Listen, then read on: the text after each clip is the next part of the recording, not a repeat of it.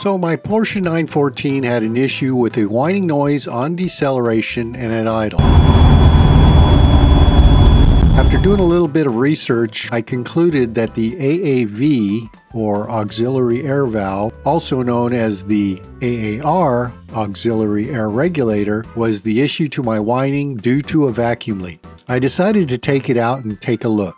This video is about removing it, inspecting it, and bench testing it to see if it is actually the problem.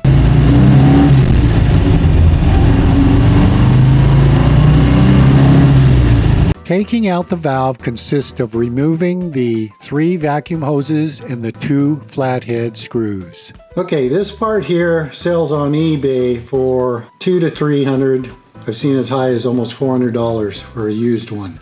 They don't make these anymore from my understanding. If you got one that works, you're in good shape. I do have a second one that heats up, but the valve does not turn, so hopefully I can take it apart and clean it up. Here's the other part that's pretty spendy, about 50 bucks on eBay used. This one has a slight crack right at the edge, but I think it's fine. From my understanding, the AAV pulls air from the air filter housing through the valve itself and into the intake plenum when the engine is cold. This is to provide more air for a higher idle while the engine warms up. When the engine is started, a heating element in the valve gradually turns the rotary gate valve, shutting off the additional air as the engine warms up and bring it down to normal idle. So first up was a quick bench test to see if the valve was working. With no current applied, the air flows freely through the valve. With 12 volts of power supplied, the valve will slowly start closing. Once closed, the car should idle normally. Well, it turns out my valve is working exactly as it should. Wasn't really what I wanted to see, but I will tell you this, I did figure it out, and that will be coming up in a future video. So for now, I will add some dry lube as recommended and install it back into the 914. But before that, I'm going to see if I can repair the other valve from the other Porsche 914 that is frozen. Here is the AAV that is frozen. I took a hammer and a punch, and with a light tap, I knocked off what I would call the snorkel or the top inlet. This gave me better access to the actual rotary gate. Although dry lube is recommended, I figured to free the rotary gate, liquid wrench would work a lot better, so I applied it to both inlets and let it sit overnight. The next day, I hooked it up to the battery and heated it up and got nothing, still in the same position.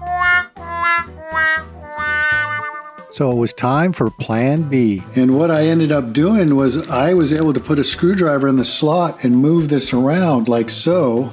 But I was able to move it back and forth when it was cold, got it worked out to where it was moving freely. And now I plugged it back into the battery, it got hot, and it completely closed like it's supposed to do. So I'm gonna sit it here and make sure that it completely opens. And if it does, I've got a good working part. Okay, so the new, or the used AAR valve is back together and working fine. I just plugged it in for about 10-15 minutes and she's hot and it is closed.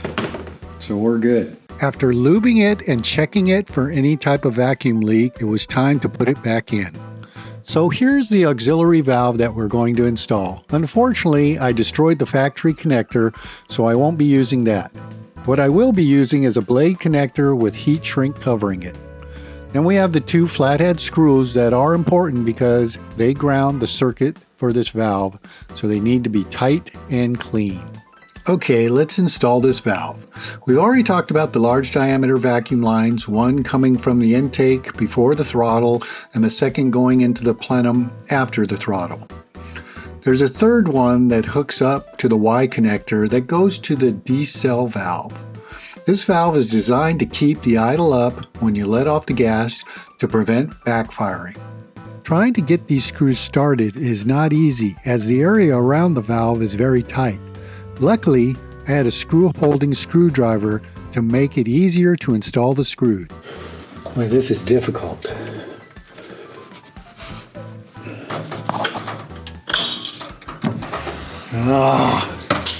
I lost it.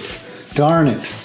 That's what I was trying to avoid. I'm going to try the back side first, see if that does it.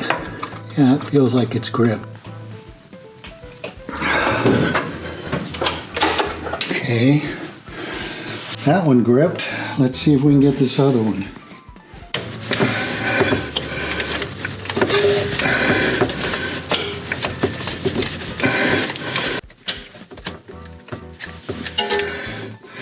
I think we got it. Yep, looks good. I'll finish it off with a real screwdriver.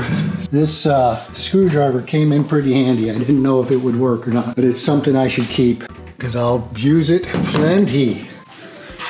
Okay, let's finish this off.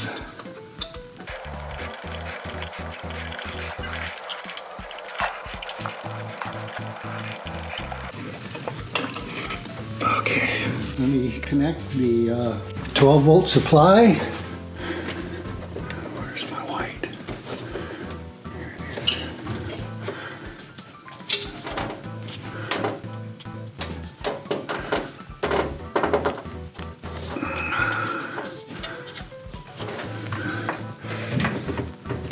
I will heat shrink that just to keep it from moving. And just hook up this. I think we're ready.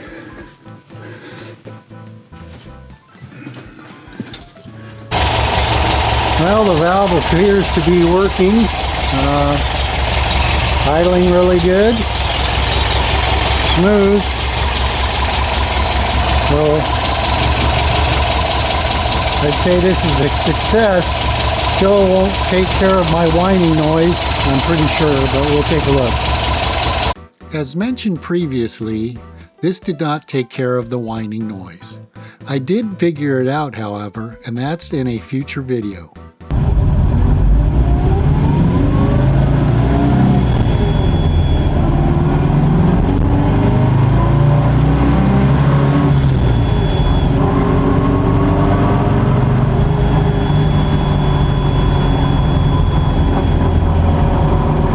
Thanks for watching.